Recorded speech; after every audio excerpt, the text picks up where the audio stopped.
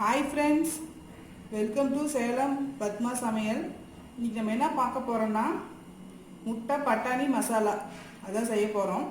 அதுக்கு முன்னாடி நம்ம சேனல் இப்போ தான் பார்க்குறீங்கன்னா மறக்காமல் சப்ஸ்கிரைப் பண்ணிக்கோங்க, பக்கத்தில் பெல் பட்டனையும் அழுத்திக்கோங்க.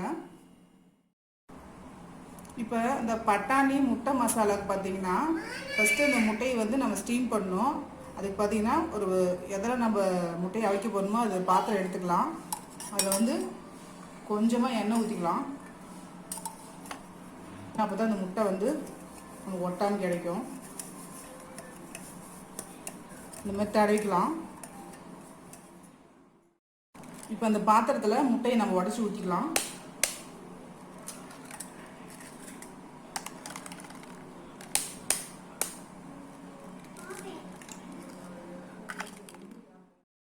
இப்போ பாருங்கள், நான் அந்த பாத்திரத்தில் 4 முட்டையை நான் உடச்சி ஊற்றிக்கிட்டேன். இப்போ நான் வந்து பார்த்திங்கன்னா 1/2 டீஸ்பூன் அளவுக்கு உப்பு போட்டுக்கிறேன். இதில் வந்து பார்த்திங்கன்னா 1 டீஸ்பூன் அளவுக்கு தண்ணி ஊற்றிட்டு இது நல்லா நம்ம அடிச்சுக்கலாம்.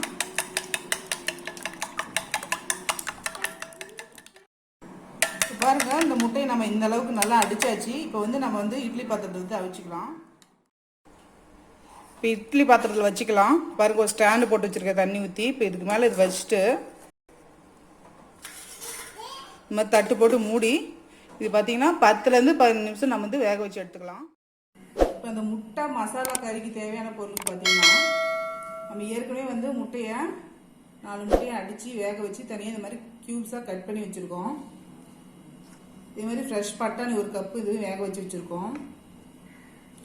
இது பார்த்திங்கன்னா 2 பெரிய வெங்காயம், ஒரு சின்ன துண்டு இஞ்சி, ஒரு 7 பல்லு பூண்டு இது போட்டு நான் கொரகொரப்பாக அரைச்சி வச்சுருக்கேன். இது பார்த்தீங்கன்னா 2 தக்காளி இது மிக்சியில் வந்து நான் அரைச்சி வச்சுருக்கேன். இது பார்த்தீங்கன்னா 2 டீஸ்பூன் மல்லித்தூள், 2 டீஸ்பூன் கறி மசாலா தூள், 1 டீஸ்பூன் மிளகாய் தூள், 1/4 டீஸ்பூன் மஞ்சள் பொடி, 1/2 டீஸ்பூன் அளவுக்கு வந்து ஜீரகப்பொடி. இப்போ பாருங்கள், நான் ஒரு சின்ன கடாயை வச்சுருக்கேன்.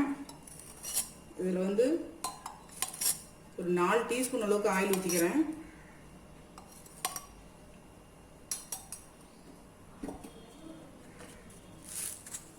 சும்மா ஒரு 1/2 டீஸ்பூன் அளவுக்கு சோம்பு தாளிச்சிக்கலாம்.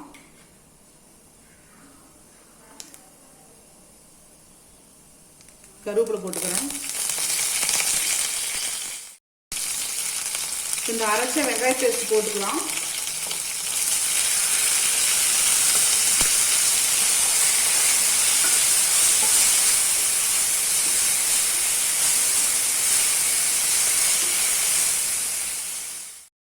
இந்த வெங்காயம் நல்லா வதங்கிடுச்சு. இப்போ நான் அந்த ட்ரை பவுடரெல்லாம் போட்டுக்கிறேன்.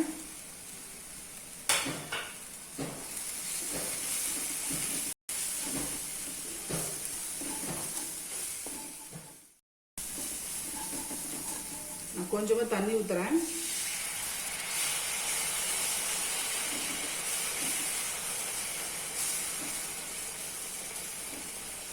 இது கொஞ்சம் கொதிக்கட்டும், பச்சை வாசனை போகணும். இப்போ பாருங்கள், அந்த மசாலா பச்சை வாசனை போயிடுச்சு. நம்ம வந்து அரைச்சி தக்காளி பேஸ்ட்டு போட்டுக்கலாம். இப்போ இதுக்கு வந்து 1/2 டீஸ்பூன் அளவு உப்பு இதுக்கு மட்டும் போட்டுக்கலாம். ஏன்னா நம்ம முட்டைக்கு ஏற்கனவே போட்டோம், பார்த்து போட்டுக்கணும்.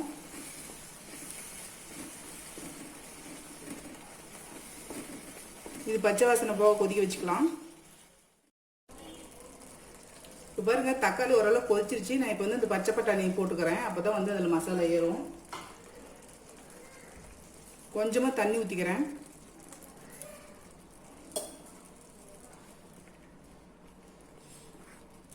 இது பார்த்திங்கன்னா ஒரு 5 நிமிஷம் நல்லா கொதிக்கணும். மீடியம் ஃப்ளேம்லேயே வச்சு கொதிக்க வச்சுக்கலாம். இப்போ பாருங்கள், இது மசாலா நல்லா கொதிச்சிருச்சு. இப்போ நம்ம வந்து அந்த வேக வச்ச கட் பண்ண அந்த முட்டையை போட்டுக்கலாம்.